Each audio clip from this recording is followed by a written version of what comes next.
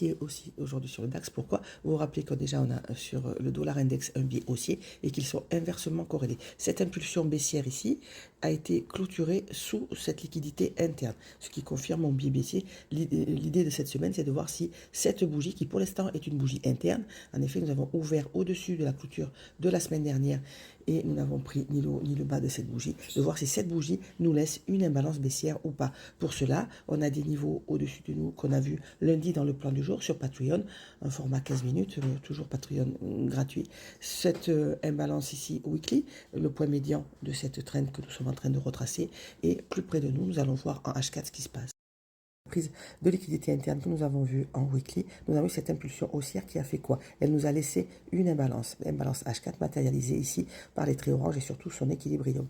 À partir de là, nous sommes repassés haussiers dans cette unité de temps en étant conscients que notre biais hebdo reste baissier et que nous étions dans un retracement.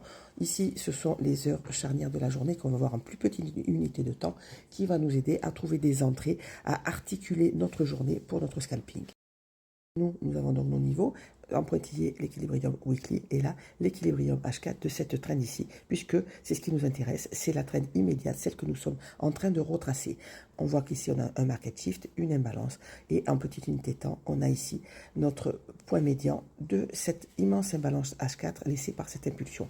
Donc voilà nos niveaux, on a atteint cet équilibrium et on a eu un short baissier.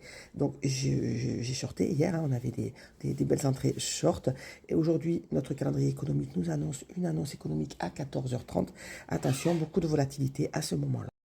Quand on a pris ce haut immédiat en premium de notre trend et que nous avons donc créé ce lot et nous avons clôturé en dessous, c'est un choc baissier. Je vous rappelle que ce trait jaune, c'est le prix de lundi matin 10h, qui est un peu notre point médian de la semaine. On achète en dessous quand on est haussier, on vend au-dessus quand on est baissier.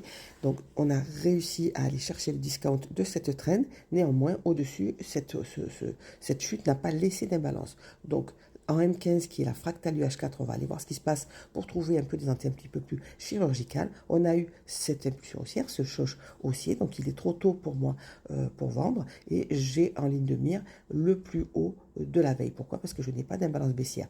Je vais aller voir ce qui se passe en plus petite unité de temps. Si on a un order block qui nous a laissé une imbalance ici, je vais aller voir ça. Néanmoins, dans l'immédiat, même si mon billet reste baissier, c'est trop tôt pour le shorter. M15, on a cette impulsion haussière qui nous a laissé une imbalance avec beaucoup de liquidité au-dessus. On voit qu'on n'a pas vraiment de prise de liquidité majeure. On est toujours dans la liquidité de la bougie daily précédente. On n'a pris ni le haut ni le bas. Donc, en ligne de mire, je vais avoir les 18 171 pour chercher un reversal baissier dessus. Néanmoins, il est très tôt. Il est 8h. Je vais voir ce que nous réserve le prix d'ici l'ouverture. Notre journée est articulée, je vous le rappelle, autour des killzones. Ce n'est que pendant ces heures-là que je travaille, notamment sur le DAX, la killzone de Londres, parce que c'est là que nous avons souvent les grands mouvements. Ensuite, ce n'est que la suite. Sur les US, je travaille évidemment l'après-midi avec le décalage horaire. Le matin de New York, c'est 14h pour nous. Donc, nos heures charnières au milieu de nos killzones, ça va être 10h du matin, heure de Paris, et 14h, heure de Paris, toujours. Je cherche quoi? Je cherche à ce moment-là la première imbalance M5 qui suit ces horaires, et ce, pendant 1 heure. Et elles vont rester sur mon graphique tout le long de la journée, car elles sont souvent très pertinentes. D'ailleurs, certains de mes abonnés en ont fait leur unique setup et ça marche très très bien. Graphique, mais pas avant d'avoir regardé cette trend-là. Vous vous rappelez, cet autre fameux choc H4 ici, nous sommes là-dedans, que le cours est remonté en premium. En rouge, nous sommes en discount. En vert, nous sommes en premium.